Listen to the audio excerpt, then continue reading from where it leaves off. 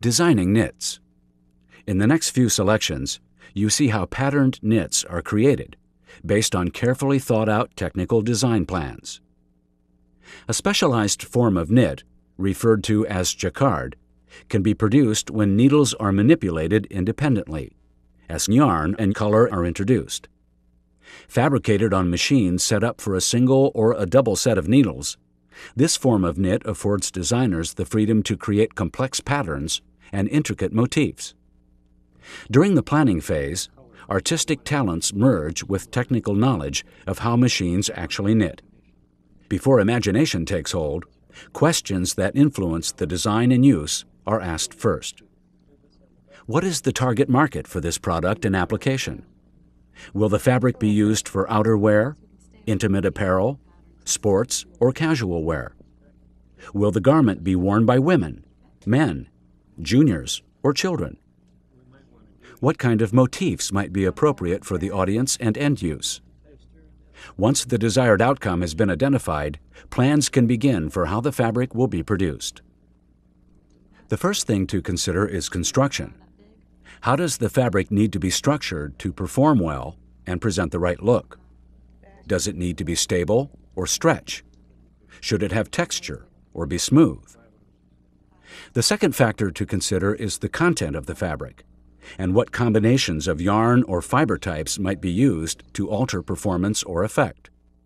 For instance, you can produce exercise garments requiring a fabric that can have more stretch and better recovery by adding 5% spandex to a fabric that is initially 100% cotton. Different colored yarns or fibers can be combined to produce design and color effect. The third factor influencing design is how colors are used. Once the basic pattern is established, the colors of the basic fabric can be altered.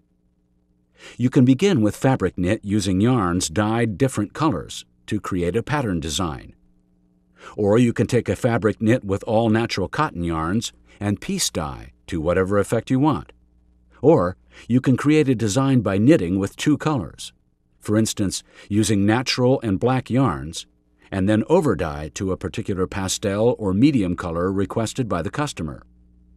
With this method, variations in different shades and color schemes can be easily produced.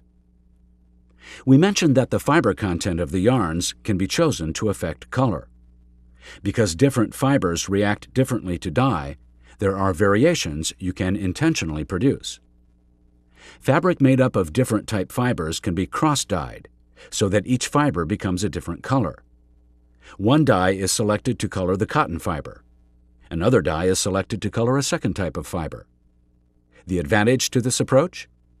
One fabric created from two different yarns can be kept in inventory and later be dyed to many different color effects. Another approach, union dye, refers to a technique used to dye two fibers the same color using two different dyes. Here, two different fibers were dyed the same shade to achieve the appearance of a solid-colored fabric, which takes advantage of the physical and aesthetic characteristics of each fiber. In addition to dyeing applications, yarns can be combined for special effects. You can introduce texture and interest by incorporating novelty yarns, such as boucle, textured yarns with nubs or slubs. The content of the yarn, the size of the yarn, and the appearance of the yarn all play a part in how the structure will look. The size of the yarns in the mix you've selected makes a big difference in what machines can be used to produce the fabric. Once all the decisions have been made about fabric construction, the content of fibers, and the colors, attention turns to the knitting machines available for use. Which machines have the capabilities needed to fulfill performance requirements?